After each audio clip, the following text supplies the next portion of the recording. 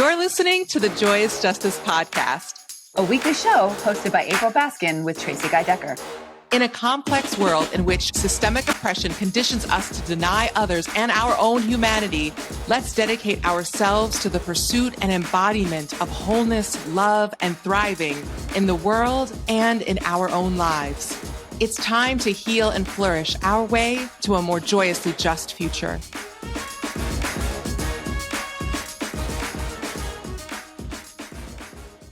This episode is going to be the first episode that we transition into the next iteration of the phenomenal body of work that Tracy and I have lovingly and mindfully co-created together in the launch of, that got way too long. Anyway, today is the launch of our first episode of the next iteration of our podcast, which is now the Joyous Justice Podcast. Woohoo! Yay! Y'all ready for this? Okay. All right. My cool factor is quickly going down or maybe going up depending upon how you are not vibing with that. But yes, we are diving in and into this first episode of the Joyous Justice Podcast, which some of you might be confused because, as we've already named before on a previous episode, some of you might be thinking that that's what this podcast is called anyway. Right. Because it is a podcast of our Joyous Justice company and effort and movement we are lovingly cultivating. And so we wanted to follow our tradition that we've established and also honor what has worked in the past for us, which is kicking off the episode by grounding in narrative, by grounding in introducing ourselves, in this case, by talking about how this expansive and bold vision that joyous justice, that phrase, and this company that it embodies, how does that filter and show up in our living for each of us?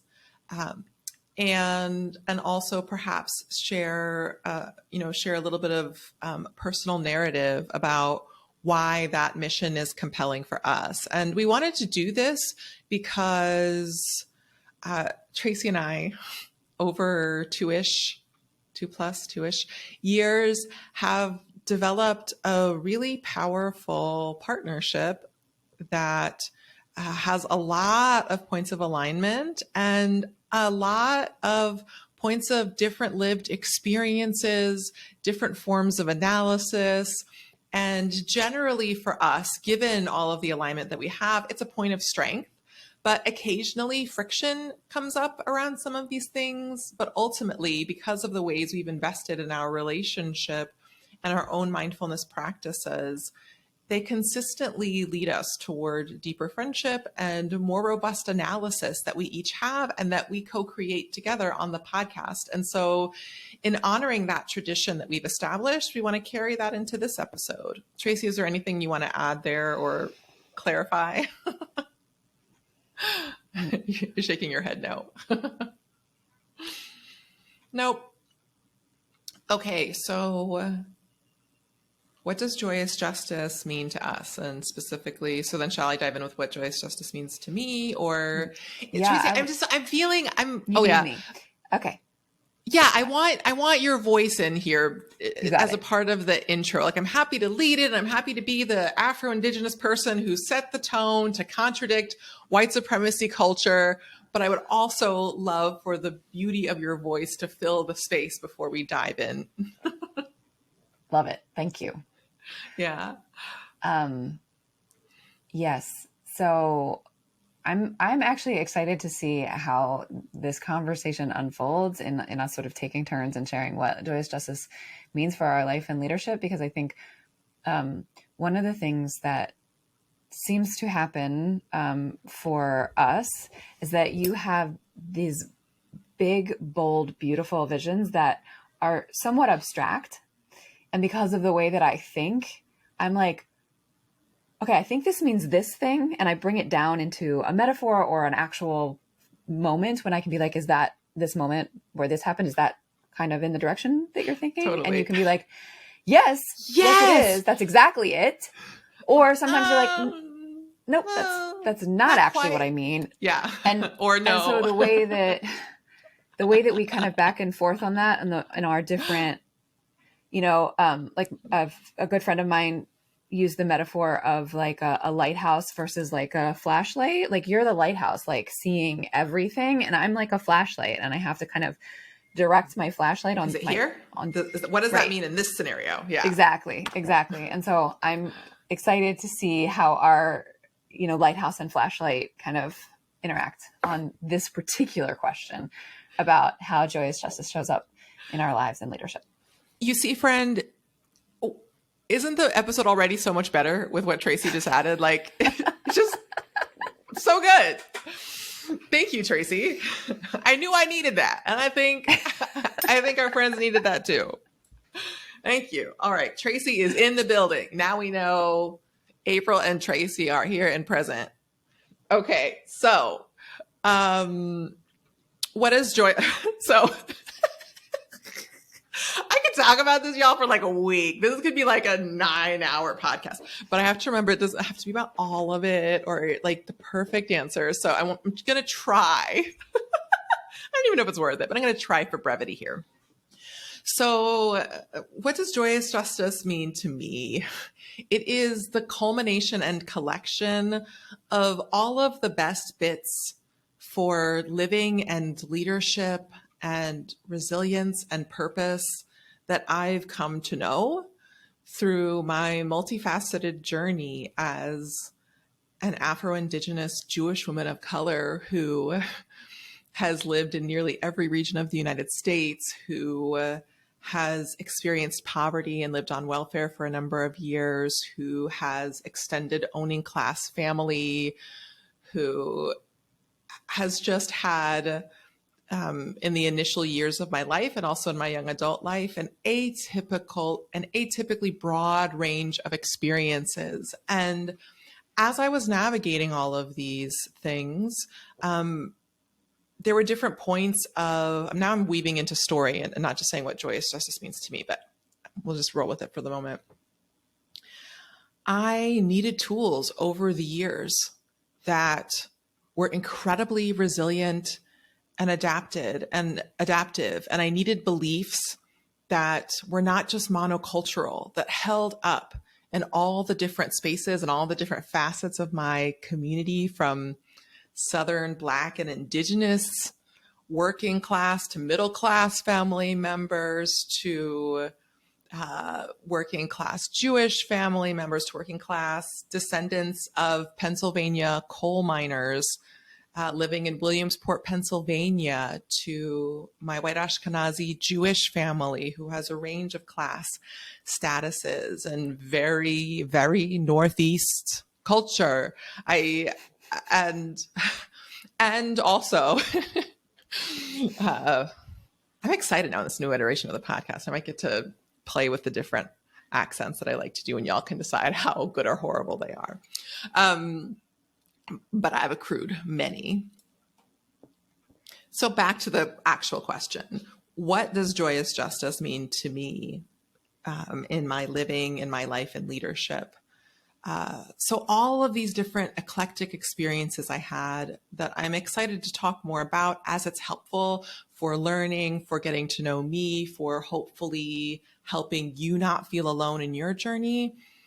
It birthed from a very, very early age because of some extreme adversity my family and I went through, and seeing really beautiful people I love go through horrific things.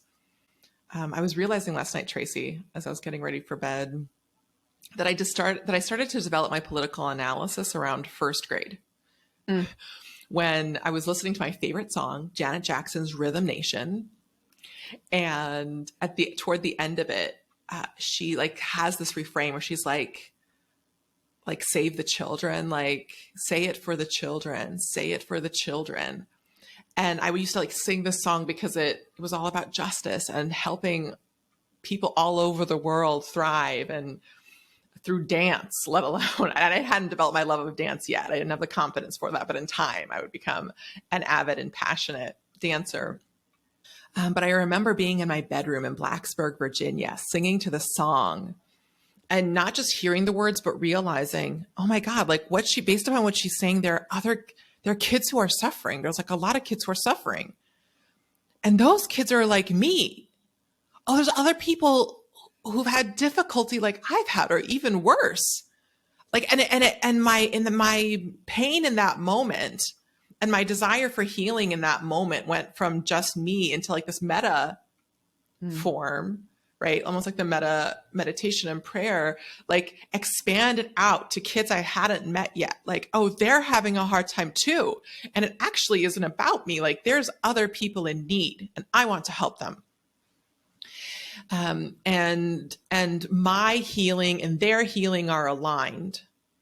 And I didn't have fancy words for that, but I got it in my mind as a little kid then. And then I started focusing and noticing other themes like that in other songs, like the Quincy Jones Back on the Block album that my mom would play all the time, including the adult sexy time songs, which was awkward as a kid. It wasn't awkward at times, but when my friend Josh was in the car, I was like, do we really have to listen to this song right now? And at that point, the tape was like really old, so it would be like warbly.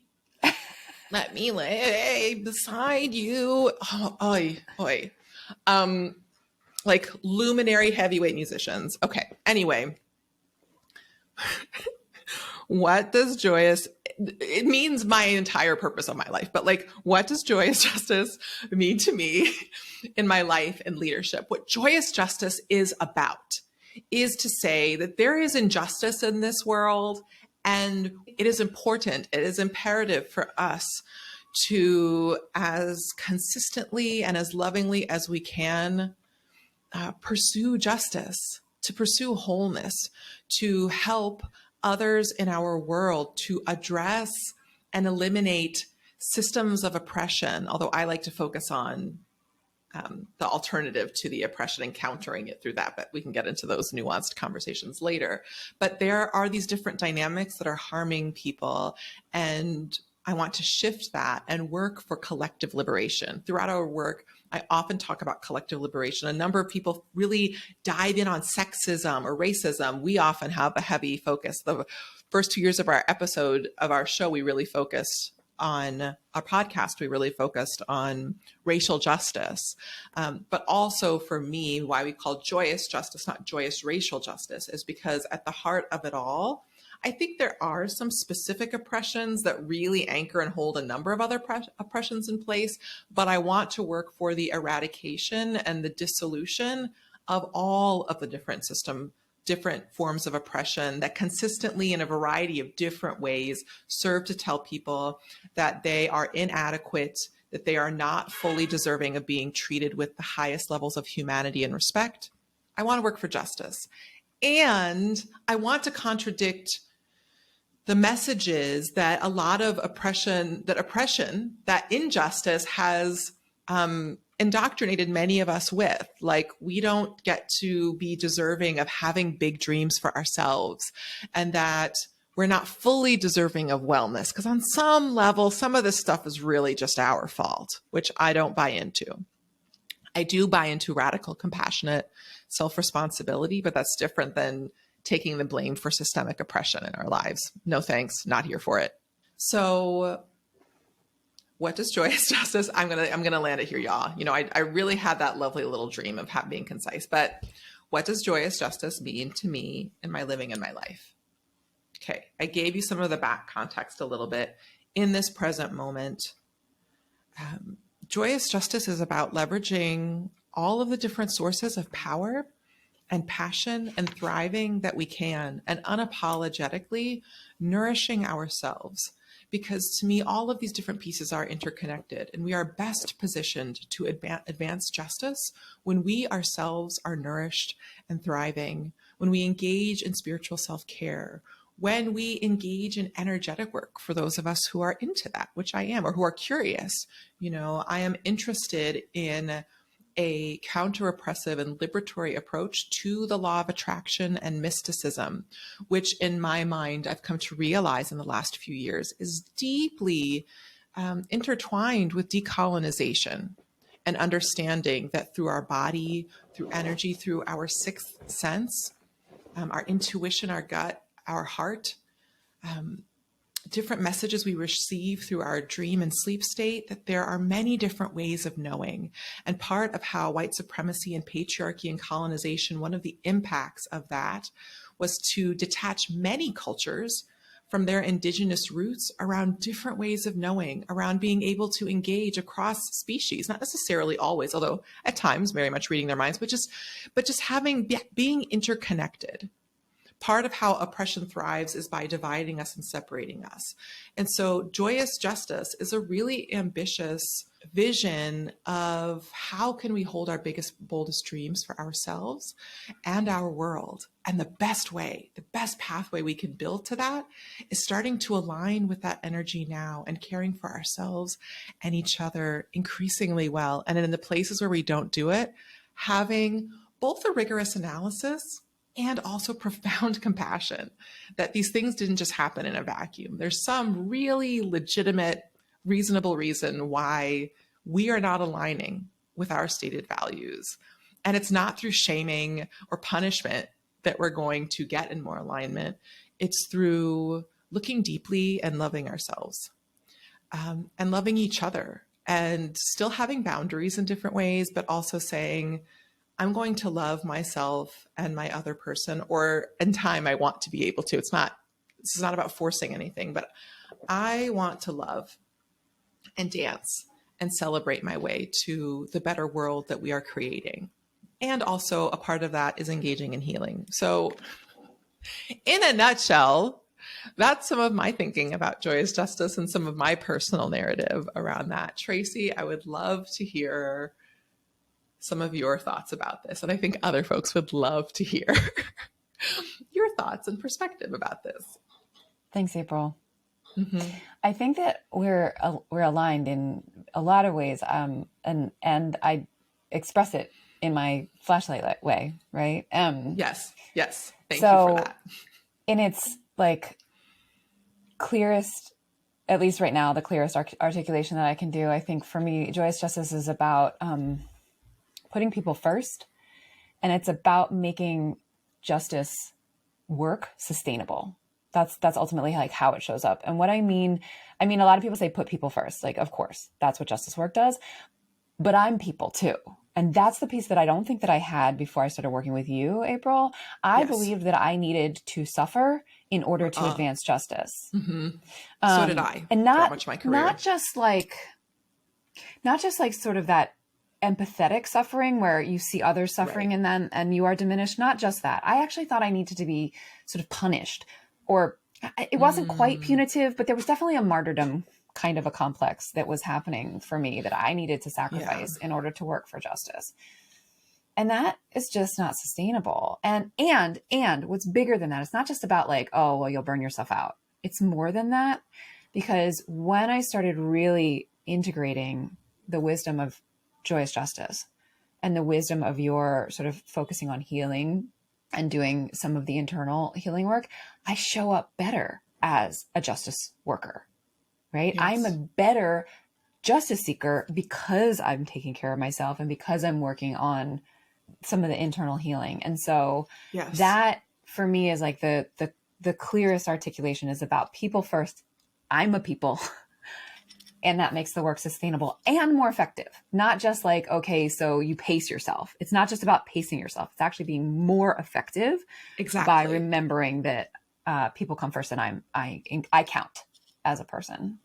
So those are sort of the clearest ways. And I see it show up in justice ways, but also just in my living, right? Like, and I think regular listeners to the podcast know that I exercise regularly. When, as part of my joyous justice living and leadership, the workout is a priority. I schedule it every day. And I am able to show up in partnership with you and in partnership with my spouse and as a parent to my kid more effectively and more grounded in my values because I say, I'm sorry, I can't do that right now. I need to go work out. Right. And I'm not spending hours in the gym, but I'm making sure that I spend some time every day to move. And I wasn't doing that before. Like that, before I started working with you, that would often be the first thing that would stop happening when I was super busy or felt kind of crunched. And well, and the consequences of that was that, everything suffered. And the people I was in relationship with suffered because I wasn't showing up as my best self.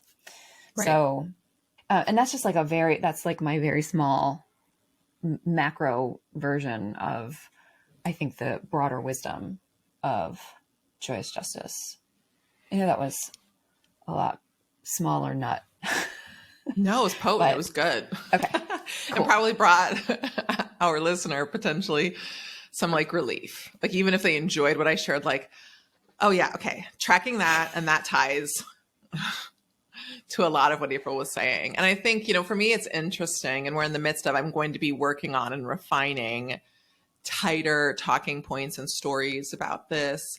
When we speak about it in this way, there's like a way in which it just asks me, in my mind, the way my mind interprets it is like trying to summarize the library of content. And so hopefully some of you just really loved that. And if you felt like a little overwhelmed, don't worry, because as we get into specific subjects, it'll still be big and visiony, but it will get much more specific and tailored down to the specific needs of if we're responding to a question you asked or an issue that's happening. For me, I think part of my neurospiciness, my ADHD, and other ways that my brain works is that I hold a ton of knowledge, and summarizing it feels very difficult at times. So yeah, I am passionate about us advancing joyous justice because I want us to be supportive of contributing to existing movements and perhaps cultivate our own movement of sorts in a way that is diverse and multidimensional and gives people space to be in a state of actively and powerfully pursuing justice, and us helping you with that, and or being someone who's like, I'm nowhere even close to joy, but I love the leadership that I'm seeing within this community, within this movement. And I see people who are being sincere, who aren't saying positive vibes only, but generally are higher vibe. And I would love to be able to access that sincere place of feeling good. And if you just want to be in the community for that space. And I think for a lot of people, if it's more like, yeah, I need a little of both at different times.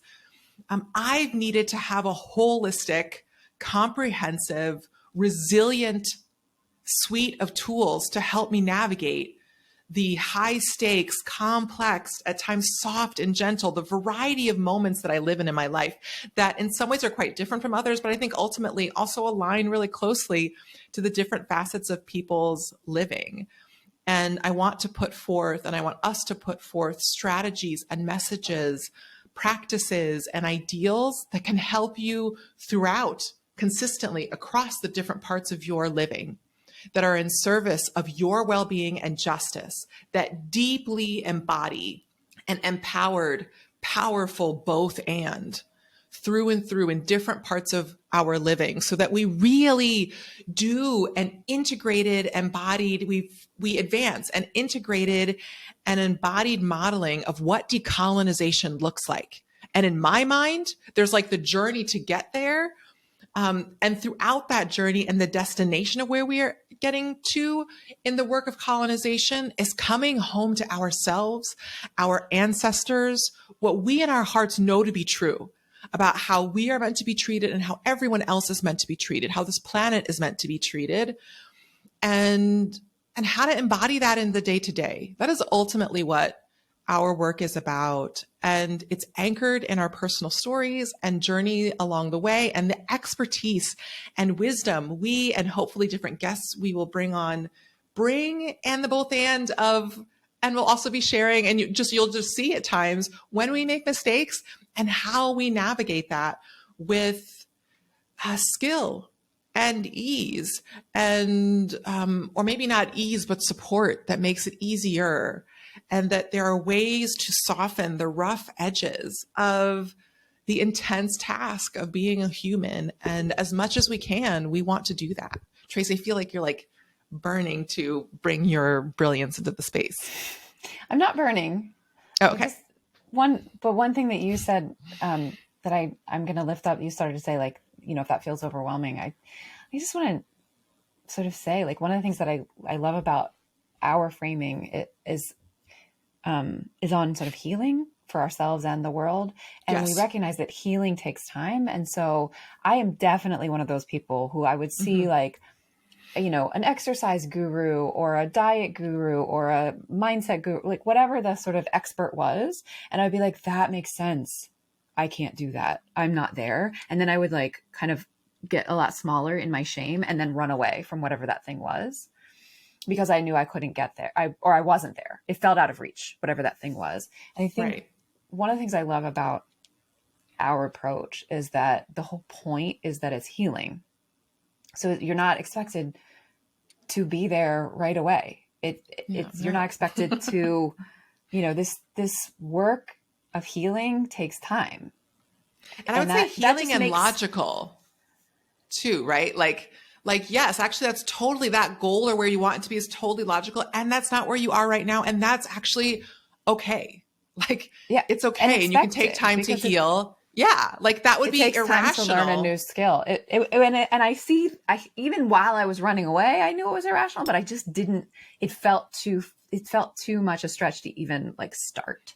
Yeah. And this could be like a piece for a future podcast, but like, I just want to name that I want us in different ways in this podcast to reclaim different concepts. Like I find it fascinating that the words like logic and irrationality are often used to target women and people of color, like, oh, they're so irrational, they're not logical, or like, and also like magical thinking is such a bad thing. But paradoxically, from a more liberated or decolonized or moving in the direction, decolonized adjacent perspective is actually, that's funny, because what you think of, what you're calling what I do as magical thinking is actually me just honoring the sensations and the knowing within my body. And I think your culture, oppressive culture, like that's magical thinking that you're constantly pushing people to do, to be in a place where they are not at all. But you don't call that magical thinking, even though that's actually like, or irrational thinking, which is what that is. You call that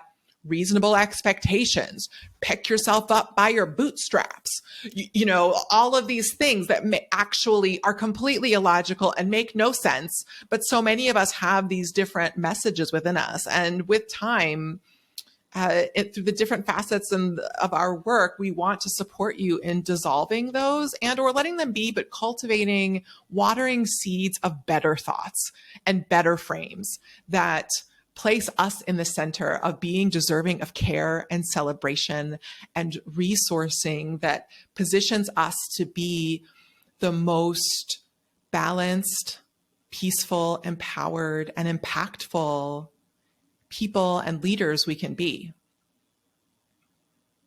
Let's do this. So let's do this. So excited to be on this journey with y'all.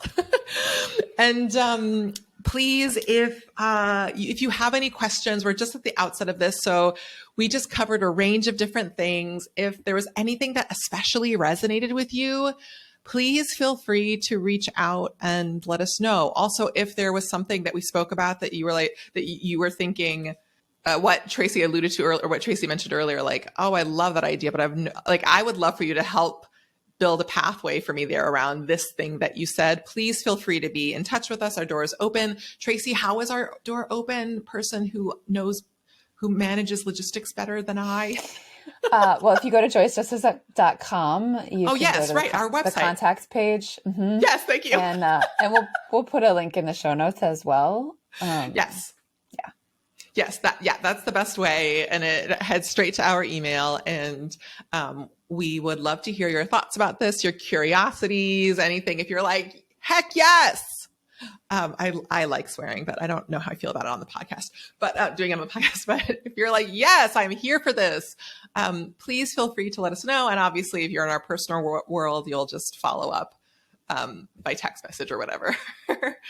But much love to you, and we will see you next time. Thanks for tuning in.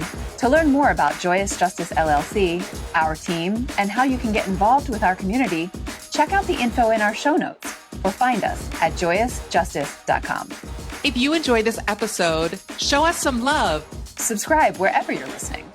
Tell your people. Share what you're learning and how your leadership is evolving. Stay humble, but not too humble. And keep going. Because the future is ours to co-create.